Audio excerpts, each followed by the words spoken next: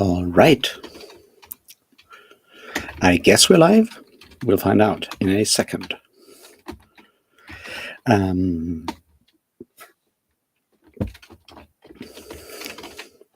yeah, good morning, everybody. It is Wednesday, the 11th of December. I am awake, which is probably bad.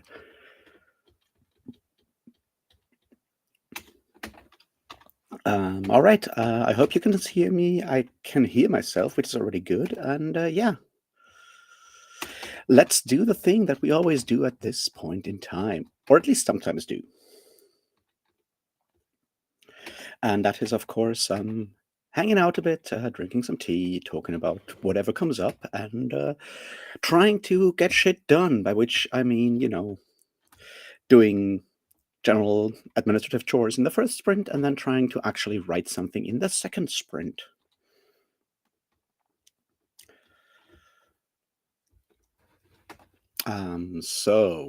I woke up earlier than I planned this morning, which is good and bad. It means I have already finished a first pot of tea and am a good deal into my readings of Vengeance is Mine, The Mountain Meadows Massacre and Its Aftermath by Richard E. Turley Jr. and Barbara Jones Brown.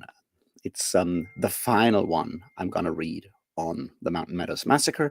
I have now read 4 of them, those being, of course, the Juanita Brooks classic, The Mountain Meadows Massacre, and Will Bagley's Blood of the Prophets, and, Norman Walker, Richard E. Turley Jr., and Glenn Leonard's Massacre at Mountain Meadows, which is from 2008, I think, and now this final one, once again by Richard E. Turley and Barbara Jones Brown, who I think was editor of the, not writer, but editor of Massacre at Mountain Meadows, which is from 2018, I think.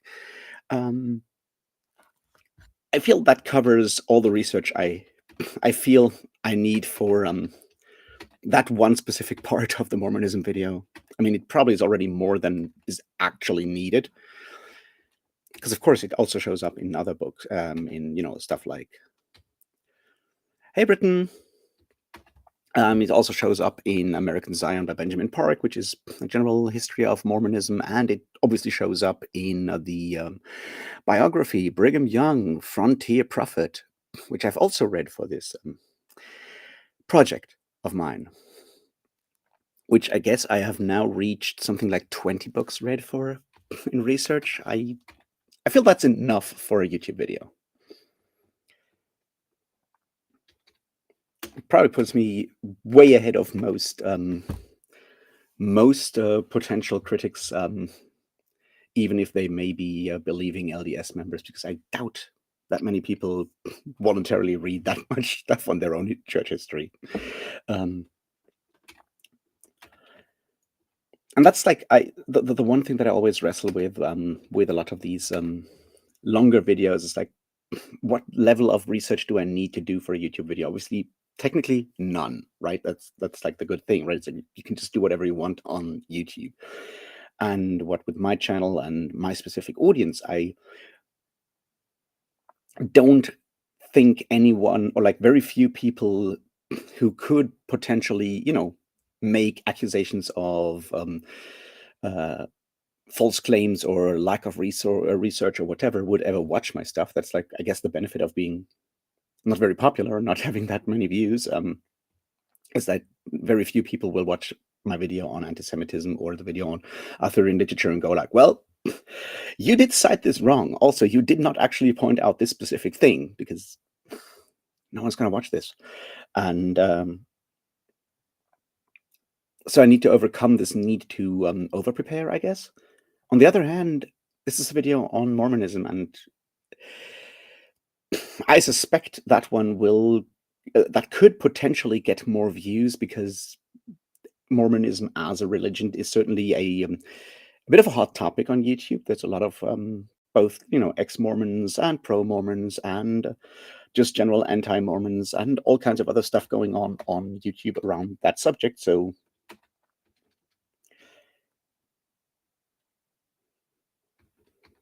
Oh, right. In that travel, where are you flying to, if I may ask?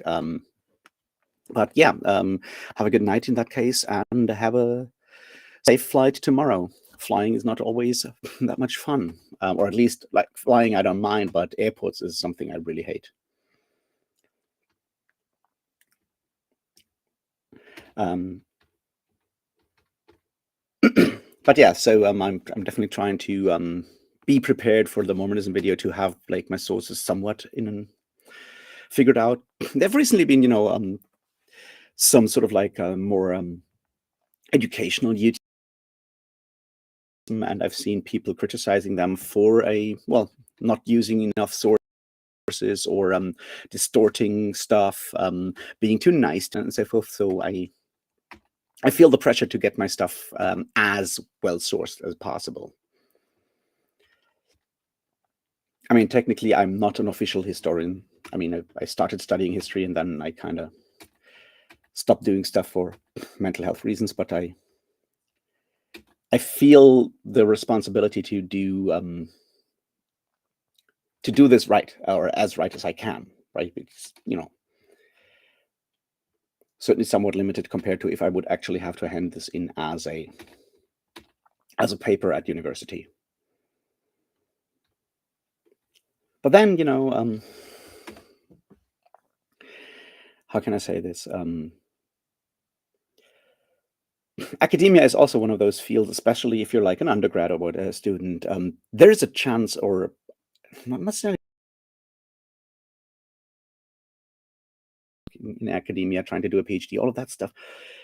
It's the kind of field that will just give you an imposter syndrome, because you'll always be surrounded by people who are, even if they may not be objectively better at the topic that you're looking at, they are at least as good as you, and they are certainly potentially, they can seem intimidating. You constantly hang out with, constantly, but you have contact with professors, you have contact with postdocs, you have contact with other students that may do something fairly similar to what you do, and that, I think, is like the danger with like academia, right? It's like, those are people who have the potential to actually figure out if you fuck up, in a way that if I, make a YouTube video, the chances of someone with the same expertise watching my video are comparatively small. But if I fuck up at university, the people I fuck up in front of are always the people that should know better than me. And that's I feel one of those dangers where like academia can lead to a lot of stress in ways that are often ignored, especially by people who are somewhat, ill-disposed towards or antagonistic towards the idea of academia, especially the humanities in general. But like, it's highly frustrating, of course. But then again, the whole general like dismissal of the humanities is already incredibly frustrating, and something that I would personally also, blame certain parts of capitalism, but not only capitalism, but like certain parts of our post-enlightenment sort of general worldviews. I would blame for that, but it's certainly something I've very much struggled with over the years. Not struggled with, like, got mad at most of the time. Obviously, it's not something where I personally have suffered much beyond, just like humanities departments being incredibly underfunded, because of course we in the humanities we rarely produce things you can use to blow up shit, or make lots of money by grifting people with. So you don't get much funding if you're like, part of the philosophy department, which is ridiculous because philosophy departments don't need that much funding, but even that little you don't necessarily get. Which, as I said, is frustrating, but what can you do? Beyond that, I did upload my video for Gogmagog yesterday, which, at least I did it. Means that I have to do the video for Ludluda today, hopefully. And we'll see if anyone watches those. I mean, some people have watched the Gogmagog video already. It's one of those interesting things where I'm not quite sure how big the impact of, say, of Wind and Truth is really on BookTube and BookTube interests, or whether that is distorted by the kind of communities I sometimes frequent, where everyone is currently, if not actively reading Wind and Truth, preparing to read Wind and Truth and thinking about Wind and Truth. And it is certainly the sort of like 1,200-page elephant in the room at the moment. And I'm just not sure if anyone is interested in anything else at the moment, which is, stupid, of course.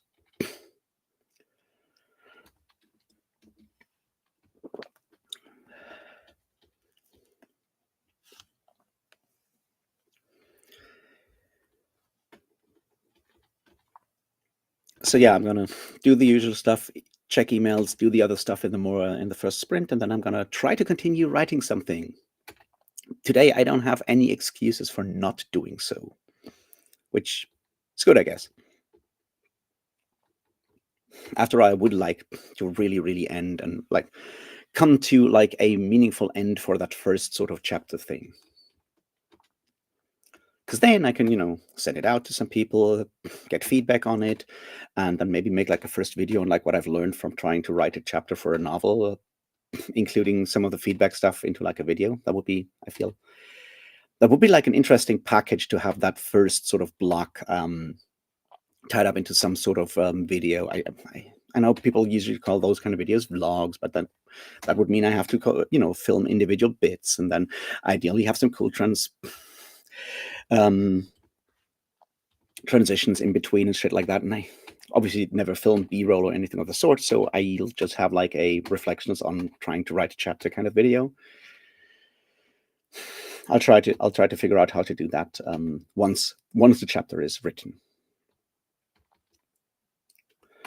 which we'll find out. Maybe end of the week, maybe next week, and then that'll be interesting, right? Once I finish that first part and actually show it to some other people, and how will that affect my ability to continue? Will that affect my ability to continue? Will it basically, if the feedback is negative, which is highly likely, right? Will that stop me from continuing? Will I just continue and nevertheless? What if the feedback is good and people go like, wow, this is awesome, you should continue this? Will that put way too much pressure on me? Who knows? Life remains weird, is what I'm saying.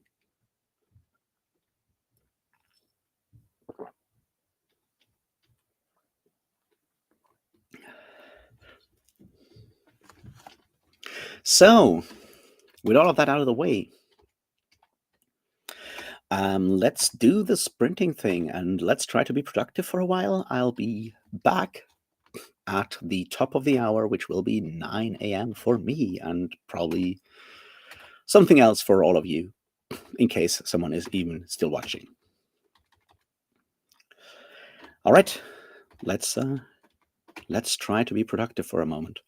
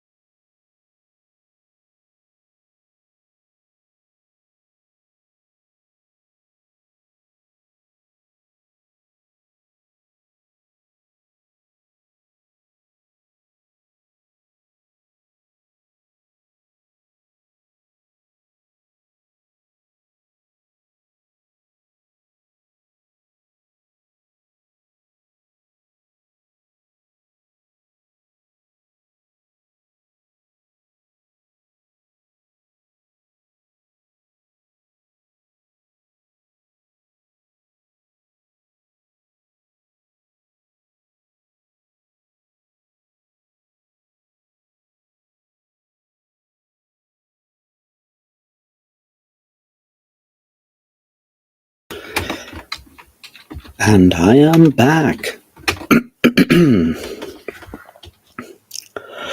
All right, how did y'all do? I hope you got something done. I went through emails and updates and started filling out another Kickstarter survey, and it's taking a while because it's the Queen of Hell project by A Sound of Thunder, a wonderful heavy metal band, and they decided to also do a comic book project and album and everything. And I backed that like years ago, and finally stuff's ready. And it's a long survey, and there's like a vinyl record, and there's a CD, and then there's comic books and T-shirts and everything, and you need to select sizes and stuff, and it takes a while. And then there's all the add-ons and like, do I need a polo shirt? Probably not. Do I need trading cards? Probably not. Do I need a shot glass? Probably yes. I don't know. So I spend way too much time just scrolling through these forums and clicking buttons and stuff. But it has to be done, and they have been sending me reminders to fill out the survey for the last 2 weeks. So by finally, going through that survey, I'm in fact working on the project of reducing emails, because now I can just like delete all those reminders that I should really, really, really fill out that survey.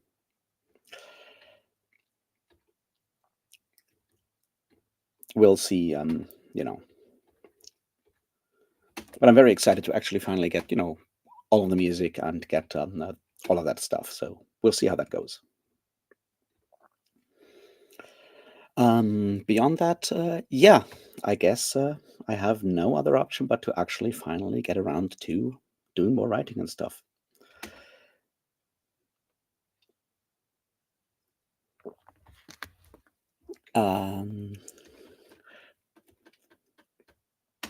Yeah, I mean, I did not.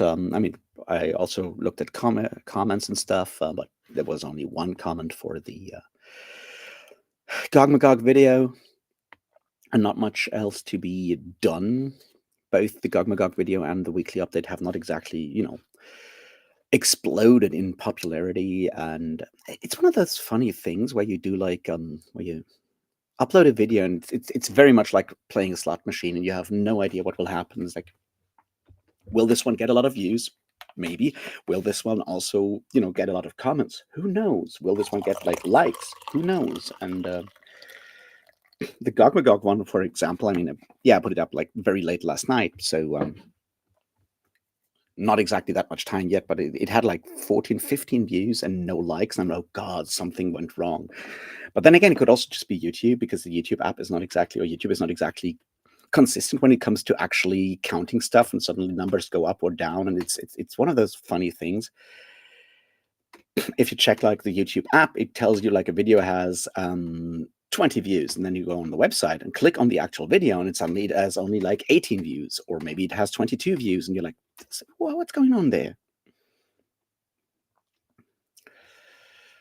So yeah, it's the usual having to play around with YouTube things. And I mean, I get it. Websites are clunky. It's hard to keep something like YouTube with these many moving parts consistently running without any problems, especially if you have like 3 different basically sort of like platforms. You have the YouTube platform on your browser. Technically, you can also use your browser on your phone to watch it, and then those 2 are different. And then you have like the YouTube app for your phone, and then you have the YouTube Studio app for your phone, and all of these are inconsistent to each other. And it's sort of like a puzzle for me that is annoying, because what with the screen reader issue, there's stuff I can only do on the website, there's stuff I can only do in the Studio app, and there's stuff that only works in the regular app. And I'm like, it would be so nice if all of this would work actually together.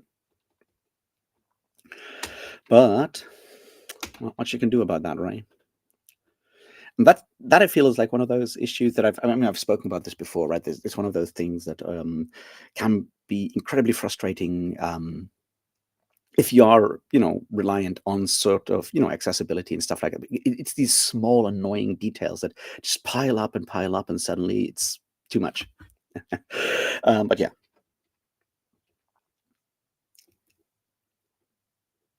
But at least, I'm getting through that whole mess of survey things, and then I need to probably pay some more shipping.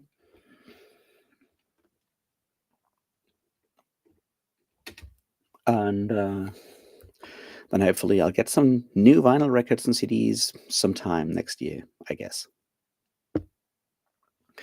And I guess I need to figure out what to read now that I'm basically done with the Mormon research stuff. I mean, I could technically, if I really felt like it, I could reread Cadillac Desert by Mark Reisner. I mean, it's generally a really good book, and I highly recommend anyone should read it. Paolo Bacigalupi mentions it quite a bit in The Water Knife, which is one of those books that, for whatever reason, not as many people have read that I wish would, because it was incredibly prophetic when he wrote that in like 2012. And that's because Mark Reisner was incredibly prophetic when he wrote Cadillac Desert in the 1980s, and then wrote an afterword in the 1990s, and like a second afterword in the early 2000s. Like, hey, look, I was right. And still nothing happened. And now you come to the place where, like, every summer there's even less water in, say, in the Colorado River, and the whole water stuff gets worse and worse and worse. And we all know that in theory, but no one ever did something. What Reisner does, and that's like why I think it's an interesting book, and I can sort of almost justify it as another level of procrastination,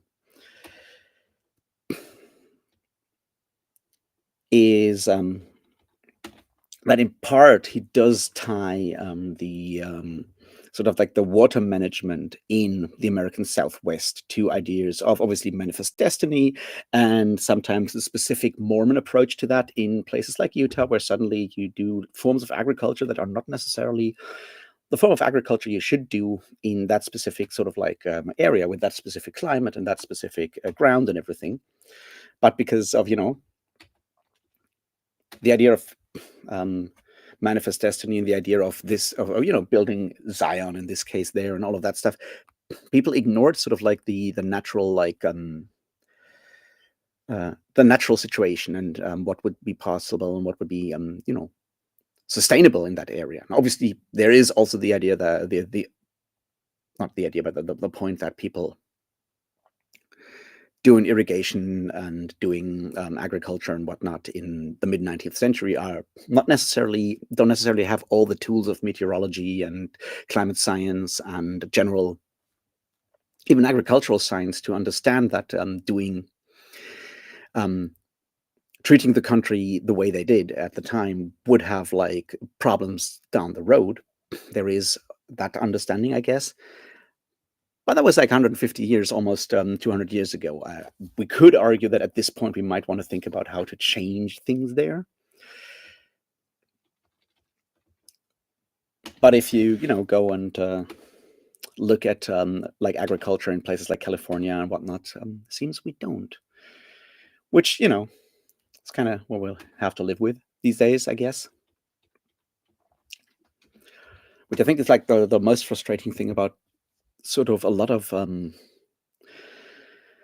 uh, existing in today's world, while at least paying some attention to where we are, to the effects of climate change, maybe doing some reading and whatever.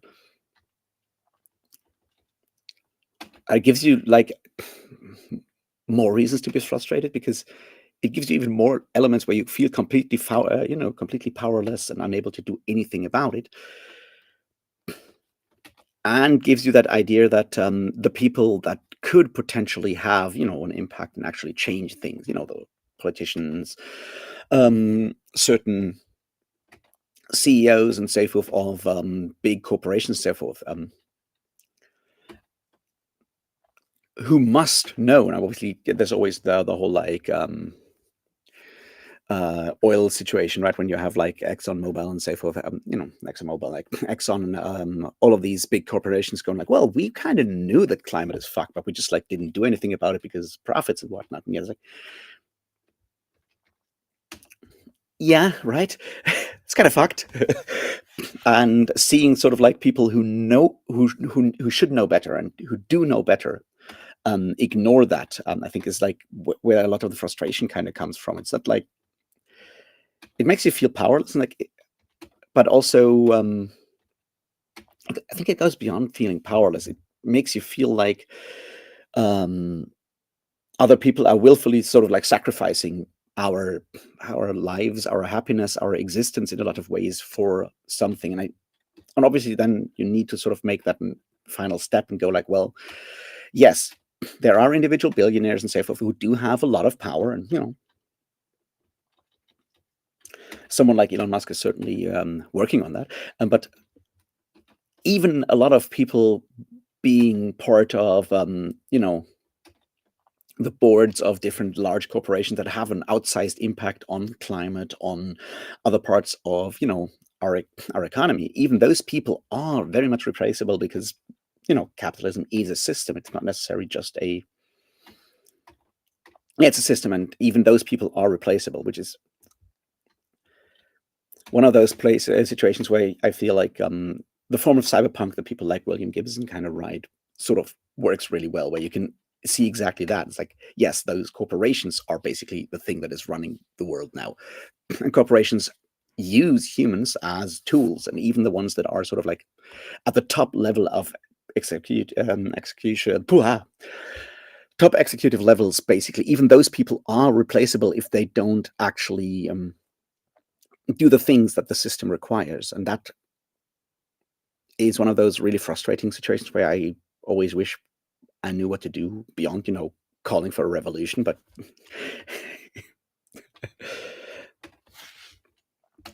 that's that's one of those situations where I don't necessarily know what to do.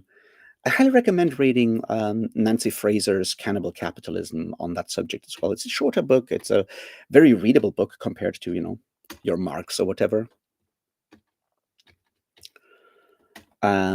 She wrote it during the pandemic, and it looks at like how stuff's not sustainable, and also at like how you need to, be intersectional about that and talk about both environmental elements and question of gender equality, and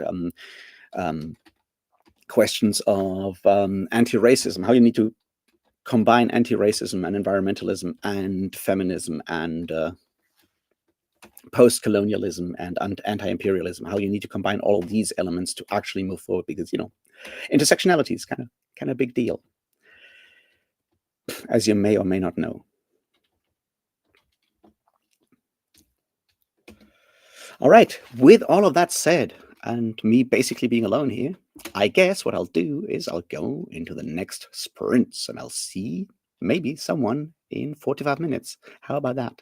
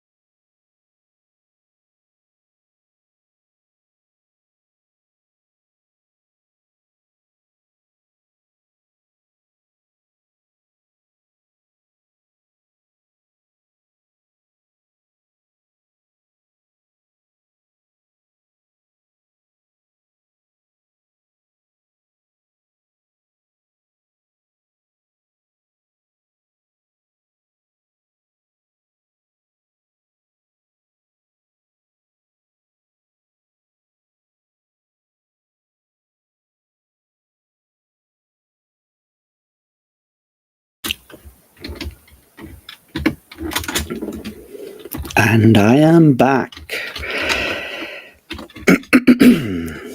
Hey, Apollo. No worries. I was just like switching windows, and that's when I saw your comment. You did not, in fact, distract me from anything. I did get some writing done. I did also finish that Kickstarter survey, so I guess we can call this progress. Slight progress, I guess. We'll find out.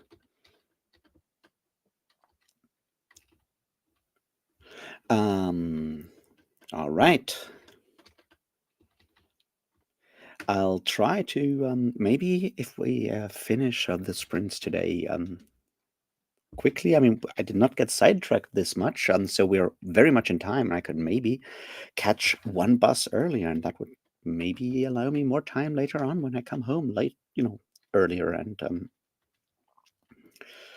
give me a chance to both record and upload the Ludluda video slightly earlier than, last night's Gog Magog video. So, yeah, I hope you're doing good, Apollo. I hope you are slowly catching up. Really sorry about the whole delay kind of thing with the stream. I still don't know whether it's a problem with your phone or internet or my internet. Could be both. Who knows? But it's certainly something we need to get to the bottom of, so we can avoid this happening again and again and again, right? That would be cool.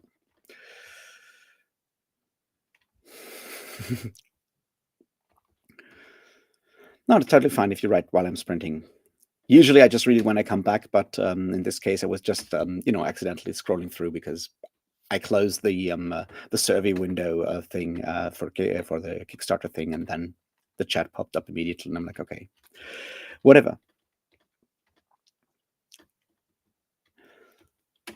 So yeah, I'm gonna do the thing, which is go to the gym and destroy my body for whatever reason.